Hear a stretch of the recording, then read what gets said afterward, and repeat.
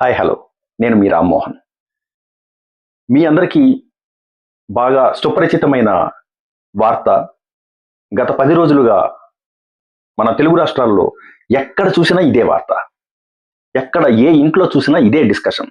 అదేమిటంటే జ్ఞానేశ్వరి, చిన్న పాప. ఆ పాప బుడిబడి అడుగులు వేసుకుంటూ వాళ్ళ నాన్న వెనకాలి పాము వృక్షాలు ఉంటాయి, పెద్ద పెద్ద చెట్లు ఉంటాయి కదా, మన కొబ్బరి చెట్లు లాగే పెద్ద పెద్ద చెట్లు ఉంటాయి, పామ్ సీడ్స్ ఉంటాయి. ఈ పామ్ ఆయిల్ తీసే దానికి ఆ చెట్టుని పెంచుతారు. అలాంటి పెద్ద ఒక అడవి లాంటి ప్రాంతం అది. ఆ ప్రాంతంలో తన తండ్రి కోసం తండ్రి వెనకాలే వెళ్ళిపోతూ తప్పిపోయింది. తప్పిపోయిన తర్వాత వాళ్ళు ఆ పాపతో పాటు ఒక కుక్క కూడా వెళ్ళిపోయింది. వెళ్ళిపోయిన పాప తిరిగి రాకపోయేసరికి అందరూ చాలా ఆందోళన పడి వెతకడం ప్రారంభించారు. ఇది కూడా అందరికీ తెలిసిన విషయమే. కుక్క తిరిగి వచ్చింది.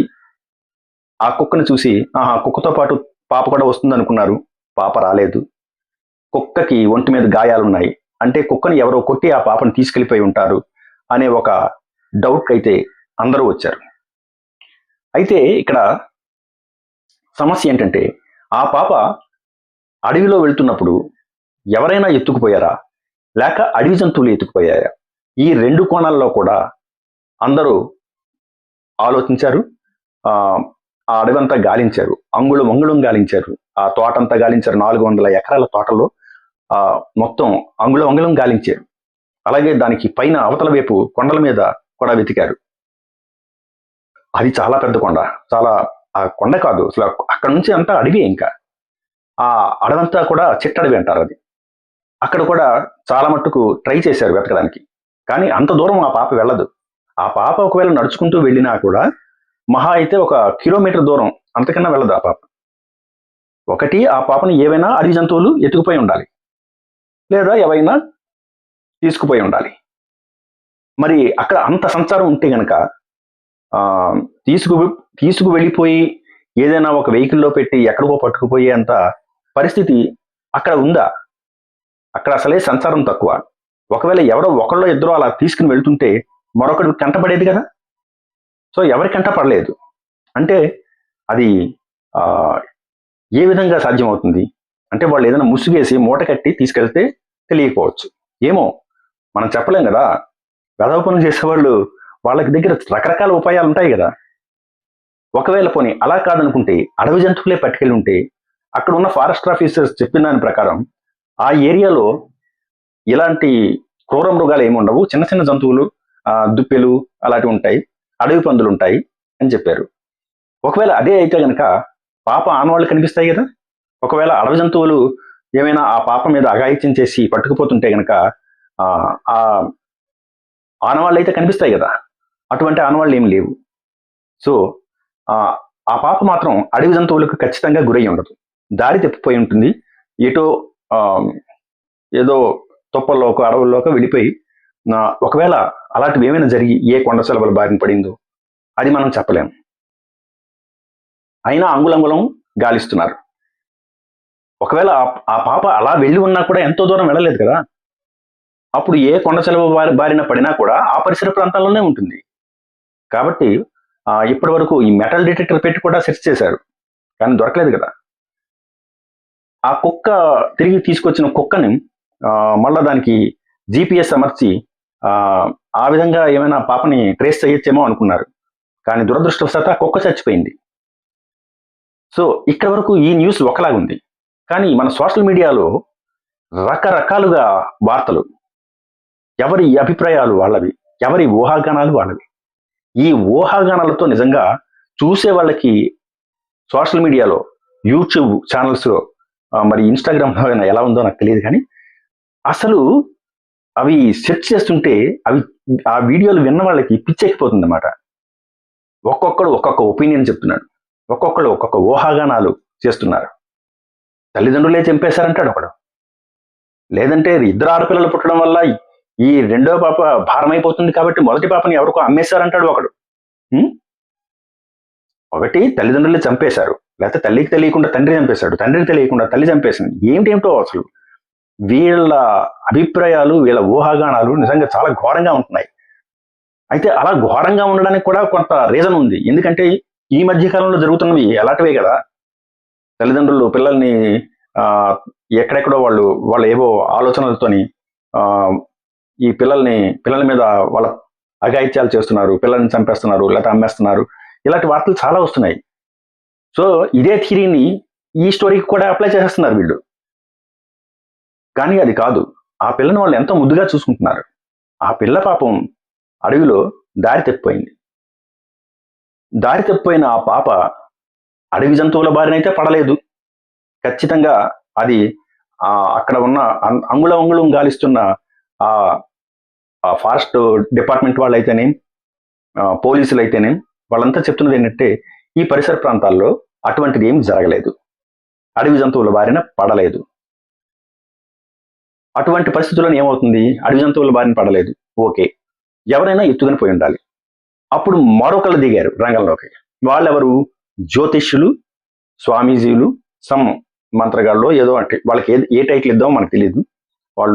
వాళ్ళ ప్రొఫెషన్ అయితే గనక ఇలాగా తాంత్రిక్ వాటి మీద కొంత నాలెడ్జ్, కొంత అవగాహన ఉన్నవాళ్ళు. వాళ్ళ ఒపీనియన్ ప్రకారం ఏంటంటే ఈ ఒరిస్సా ఈ ప్రాంతాలలో ఎక్కువ ఈ క్షుద్ర పూజలు చేసేవాళ్ళు ఉంటారు. ఈ క్షుద్ర పూజలు చేసేవాళ్ళు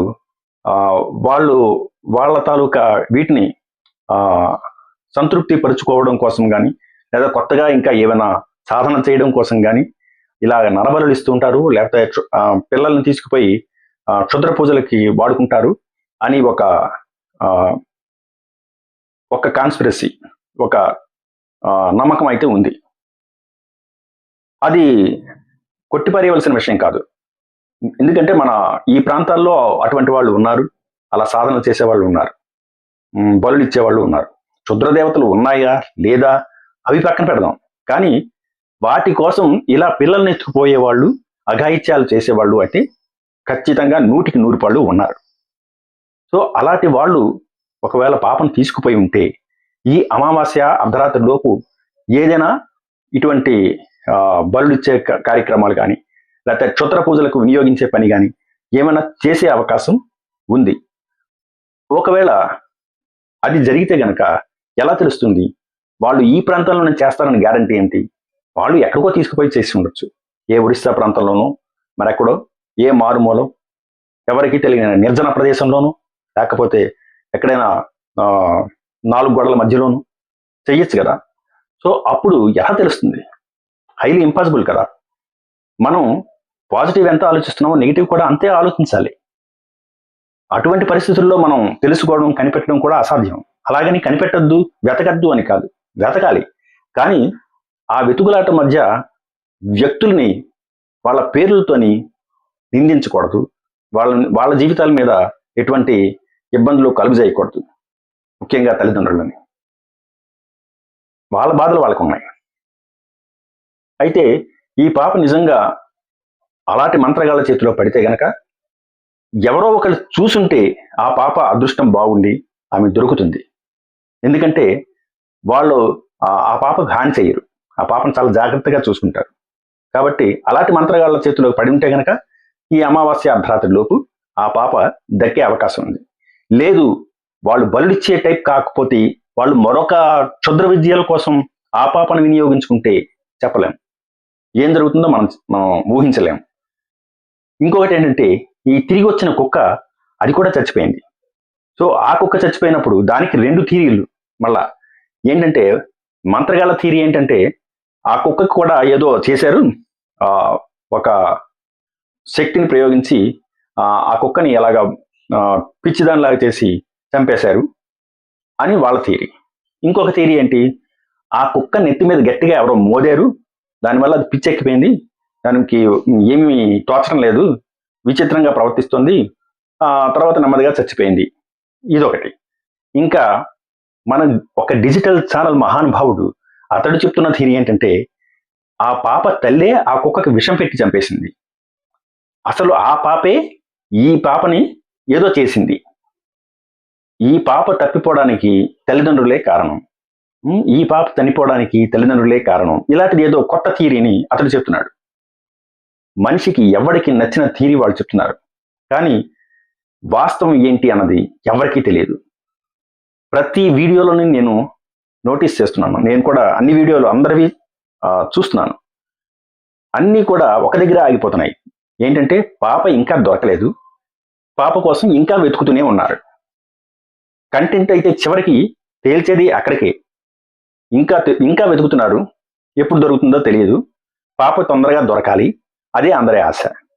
కానీ టైటిల్స్, థంబ్నైల్స్ ఎలా ఉంటాయంటే చెప్పక్కర్లేదు. ఇంకా అదిగో పాప రాజమండ్రిలో ఉందని ఒకళ్ళు, అదిగో పాప ఆ నలుగురే ఎత్తుకుపోయారు అని ఒకళ్ళు, రకరకాల థంబ్నైల్స్ పెడుతున్నారు. తల్లిదండ్రులు అరెస్ట్ అయిపోయారు, వాళ్ళే చంపేశారు అని మరొకడు. ఇలా రకరకాలుగా ఆ పాప మీద వీడియోలు చేస్తూ ఆ పాపని తమ కంటెంట్కి ఒక దీనిగా వినియోగించుకుంటున్నారే కానీ ఎక్కడైనా జాలి, సానుభూతి ఏమైనా ఉందా? ఓ పక్క తల్లిదండ్రులు బాధపడుతుంటే వాళ్ళని నేరస్తులు అంటున్నారు. అసలు అక్కడ వెతికే వాళ్ళు చాలా కష్టపడి, చాలా అంగుళం గాలించి ఆ పాప కోసం వెతుకుతున్నారు. వాళ్ళు నిజంగా శ్రమ పడుతున్నారు. వాళ్ళు ఇన్ఫర్మేషన్ మీకు ఇస్తున్నారు. వాటిని మాత్రమే చెప్పండి. అనవసరమైన ఒక చెడు ప్రచారాన్ని కానీ, ప్రజలను తప్పుదోవ పట్టించే ఈ స్టోరీలు కానీ అల్లడం వల్ల ఉపయోగం లేదు కదా. నిజంగా ఆ పాప దొరికితే అందరూ ఆనందిస్తారు. కానీ ఇలాగా ఆ పాప తల్లిదండ్రులను బాధ పెట్టడం కరెక్ట్ కాదు. నేను ఈ వీడియో చేస్తున్నది కూడా అందుకోసమే. నేను ఈ వీడియోలో ఆ పాప పలానా చోట ఉంటుందని కానీ, పలానా వాళ్ళు ఎత్తుకొని పోయారు కానీ, లేకపోతే ఇది జరిగి ఉండొచ్చు, అది జరిగి ఉండొచ్చు, అక్కడ ఉంది, ఇక్కడ ఉంది అని చెప్పడం కోసం కాదు. పాప తప్పిపోయింది, అందరికీ తెలిసిన విషయమే. పాప కోసం వెతుకుతున్నారు, కానీ ఇంకా దొరకలేదు, అది కూడా అందరికీ తెలుసు. ప్రతిరోజు అందరూ ఏ వీడియో చూసినా తెలుసుకుంటున్న విషయం అదే. కానీ అనవసరంగా ఆ పాప తల్లిదండ్రులను కానీ, లేకపోతే పోలీస్ డిపార్ట్మెంట్ వాళ్ళని కానీ, లేకపోతే ఆ తండ్రి తాలూకా స్నేహితులని కానీ, వాళ్ళందరినీ ఇందులో చేర్చి వాళ్ళని ఆధారాలు లేకుండా నిందితులుగా కానీ, నేరస్తులుగా కానీ చెప్పడం చాలా తప్పు. ఒకవేళ అటువంటిది ఏదైనా ఉంటే పోలీసులు దర్యాప్తు చేసి ఈ పాటికే తేల్చేసేవారు. వాళ్ళకున్న తెలివితేటలకి, వాళ్ళకున్న ఆ టెక్నికల్ స్కిల్స్కి, అంటే పోలీస్ టెక్నిక్ అనేది ఒకటి ఉంటుంది కదా, దాంతో వాళ్ళు ఎప్పుడో కనిపెట్టేసేవారు. ఇంత కష్టపడి వెతకాల్సిన అవసరం ఉండదు. కాబట్టి అటువంటివి ఏమీ కాదు. ఏదో పాపం దురదృష్టవశాత్తు ఆ పాప ఎవరికంటా పడలేదు. ఇప్పటి వరకు 10 రోజులు అయిపోయింది. ఇక మీదట అయినా సరే ఎవరైనా ఒకవేళ ఎత్తుకుని పోయి ఉంటే కనీసం వాళ్ళలో మానవత హృదయం ఏమాత్రమైనా ఉండి ఉంటే మళ్ళా వాళ్ళు ఆ పాపను తీసుకొచ్చి ఆ తల్లిదండ్రులకు ఇస్తారు.